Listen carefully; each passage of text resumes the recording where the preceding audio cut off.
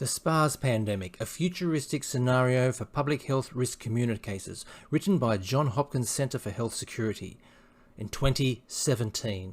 Now take note of the name of one of these contributors, Emily Brunson, because we'll come back to her in something important later. It has local news articles on how 2 women brought back the virus from the Philippines. It also had social media posts by the CDC. Practice good hygiene during your Thanksgiving travels. Bring home leftovers, not SPARS. It also discussed a potential vaccine. It also had mainstream media posts. Officials recommend the use of SPARS drug for children. CDC, officials SPARS drug may be ineffective. Use it anyway. It also used the message of fear-mongering. CDC message, see your healthcare provider if you experience SPARS-like symptoms. And add the phrase, SPARS can kill you, at the end. And phrases like, seeing healthcare providers for SPARS-like symptoms can help you and your family members live long, happy lives. The social media post started going viral on Twitter. It said, local child vomits immediately after taking the drug, and you wonder why I would never give it to my child. Kid looked like he was going to ralph after taking the drug. Got it on video, passed out in his own puke. The pandemic exercise gave governments and government agencies tips on communication dilemmas, on how to respond with empathy and compassion to public outcry. As the public took to social media more and more, stating that how can people take this vaccine so unsafe, the government came up with some strategies. They got a renowned global health expert, doctor, to provide dialogue, including stressing the safety and effectiveness of the vaccine, and stress the dangers of the virus. Also, in the second measure, the President redeemed herself by televising her vaccination as well as her 2 daughters. The exercise went on to discuss about the public's concern of the long-term side effects of the vaccine. It also said that communities around the country went through what some felt was a harrowing public health emergency, only later to confront the possibility, however slim, that the medicine we promised would help them may in fact be hurting them. A lot of psychology was used throughout this 86-page exercise. It also stated that how the primary message would be of gratitude to the American people for remaining strong during the pandemic. Another key message would to convey appreciation for adhering to public health recommendations, your lockdowns, your abuse of human rights, including vaccination, to hasten the end of the pandemic in the face of considerable uncertainty. In the communication dilemma, it went on to say, given the uncertain long-term safety profile of the vaccine, why are both science and sympathy necessary when communicating about possible correlation between vaccination and adverse events?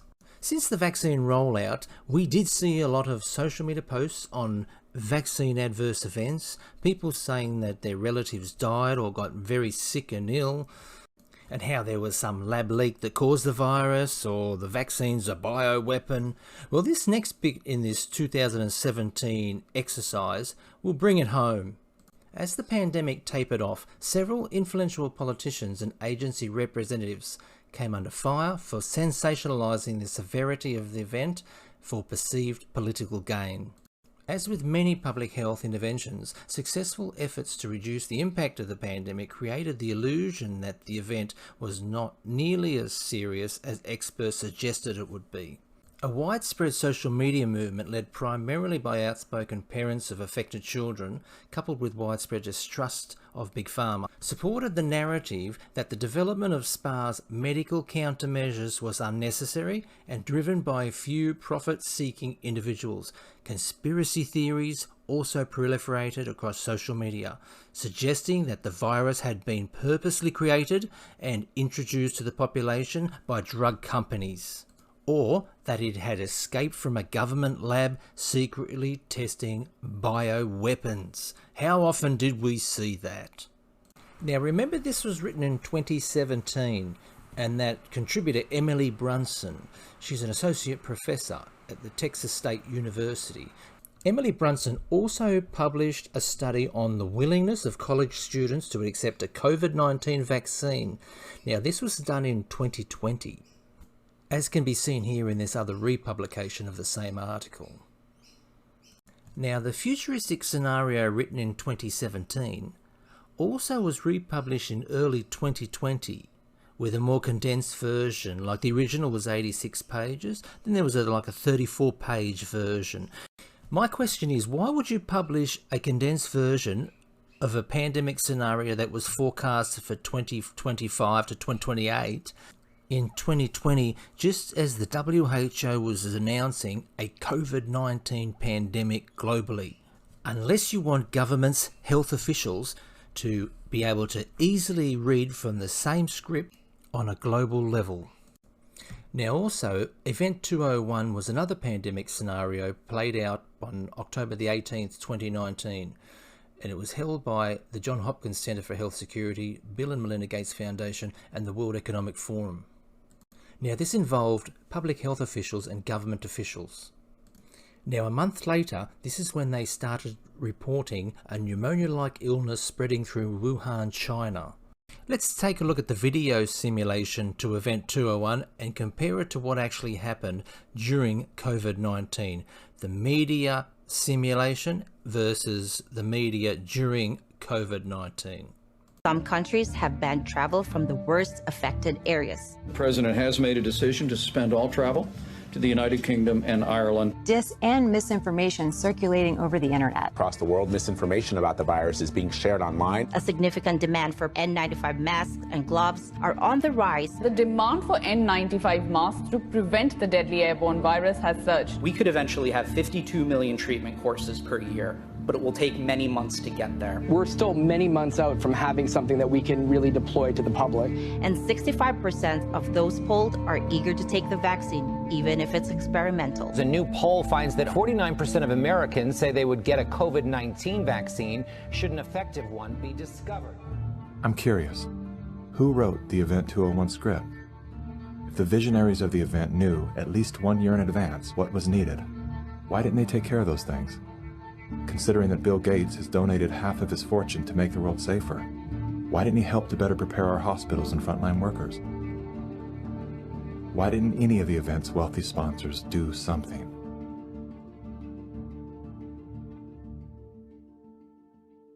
Now here we are. You know, we didn't simulate this, we didn't practice. On behalf of our partners in the Bill and Melinda Gates Foundation. So both the health policies and economic policies, we find ourselves in uncharted territory. Now, another key player in the COVID-19 agenda was the World Bank. It had a strategic preparedness and response program with an expected project approval date of 2nd of April 2020 and an expected closing date 31st of March 2025. Now, the World Bank also referred to participating countries as stakeholders. The existence of denial and misinformation associated with COVID-19, in addition to mistrust of some governments, which could lead to the rejection of public health measures, interventions and information in some country contexts, contributing to the spread of COVID-19. So the World Bank operation will support government and civil society outreach, advocacy and coalition building to sensitise key groups, including policymakers, the media, and ensure consistent communication. It went on to say, Operation will support advocacy and coalition building to sensitise key groups, including policymakers, the media, and religious leaders. This will be complemented by carefully designed mass communication campaigns to build support for response and mitigation measures among a wider population. It's time to join the dots to find out what's really going on. Here are a few clips. First, we've got population. The world today has 6.8 billion people. That's headed up to about 9 billion. Now, if we do a really great job on new vaccines, healthcare, reproductive health services, we could lower that by perhaps 10 or 15%. New vaccines, healthcare, reproductive health services, we could lower that by perhaps 10 or 15%. Excess mortality rates are at their highest in Australia since World War II. And in New Zealand, biggest records in increase in registered deaths in 100 years. Yet the mainstream media push the narrative that the COVID-19 deaths are in the unvaccinated.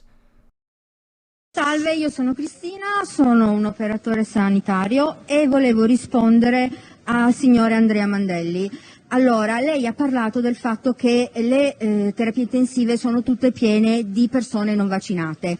Allora, io fino oggi alle 4, dopodiché sono stata sospesa, ma fino alle 4 ero in servizio, le persone che erano in terapia intensiva per Covid erano tutti vaccinati, per cui non dite così perché non è vero. In che ospedale? Assolutamente sì, assolutamente sì. Ma non occorre applaudire, dai, a i numeri parlano chiaro.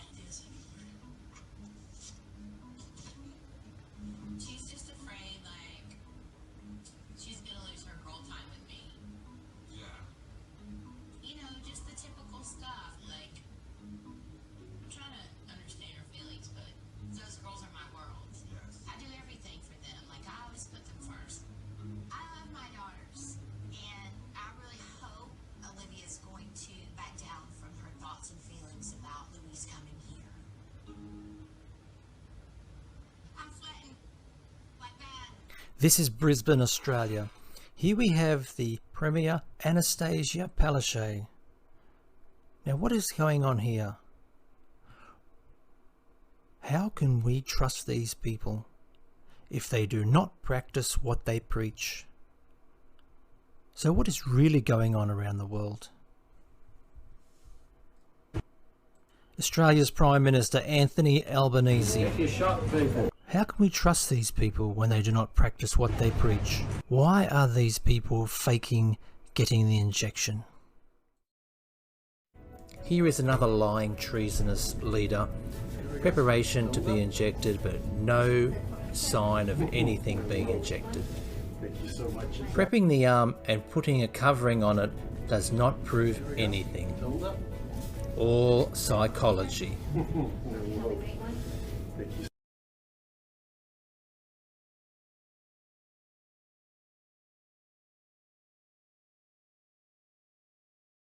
As you know, this morning, the 193 member states of the United Nations approved the political declaration on pandemic prevention, preparedness, and response.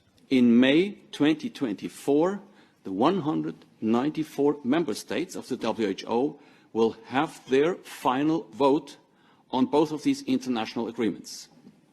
This process takes place behind closed doors. It is not reported nor discussed in our newspapers, in our national parliaments, in universities, nor in society. We're undergoing a soft coup, and the idea is to create a whole new set of laws and ignore the existing human rights laws and other laws under the pretext of pandemic preparedness and the biosecurity agenda. The WHO is developing through all its nations, but with the WHO Directorate in the United States in charge, a pandemic treaty and amendments to the existing international health regulations that will remove the human rights protections currently embedded in the IHRs, will enforce surveillance, censorship, get rid of freedom of speech, require governments to censor and only push a single narrative. Also, we will be subject, if they can make this work, to vaccines developed in 100 days, which the organization CEPI is planning to do. And one of the people who founded CEPI was Jeremy Farrar, who is now the chief scientist at the WHO to bring this forward. Other things that the amendments do is to bind the states so they're no longer recommendations but enforceable edicts, provide a liability shield, get rid of intellectual property rights, move supplies from one country to another, enforce digital passports, and the Director General of WHO can demand that a pandemic or a potential pandemic exists. He can just declare it with no standards, and then countries around the world will have to obey. Also, the WHO will tell you what drugs you can and can't use in your nation once a pandemic is declared. Obviously, the budget will increase. One Health is another part of this. One Health is a concept that was created to enable the WHO, with these documents, to take over jurisdiction of everything in the world by saying that climate change, animals, plants, water systems, ecosystems are all central to health. Also embedded in this concept is a peculiar notion that humans are no longer of greater value than animals.